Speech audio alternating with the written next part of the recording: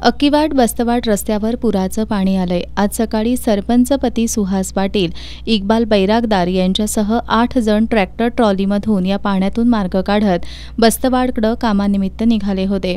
अचानक ही tractor trolley पुराच्या पाण्यात उलटली। यावेळी ट्रॅक्टरमधील काहींनी पुराच्या पाण्यात उड्या मारल्या, तर माजी जिल्हा परिषद सदस्य इक्बाल बैरागदार आणि अण्णासाहेब हसुरे हे पाण्यातून वाहून गेले। तर सरपंचपती सुहास पाटील, रोहिदास माने हे अक्कीवाडकडे पोहत आले।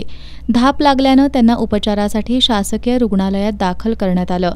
मात्र उपचारादरम्यान सुहास पाटील यांचा मृत्यू झाला। या दुर्घटनेत श्रेणिक चौगुले, अरुण कोथळे, सागर माने, चालक रोहिदास बचावले। या घटनेची माहिती मिळताच व्हाईट आर्मी, वजीर रेस्क्यू फोर्स, पास रेस्क्यू, NDRFचे जवान घटनास्थळी दाखल झाले। पुराच्या पाण्यात वाहून गेलेल्या इक्बाल बैरागदार आणि अण्णासाहेब हसुरे यांच्या शोधासाठी मोहीम हाती घेण्यात आली, मात्र त्यांचा शोध अद्याप लागलेला नाही।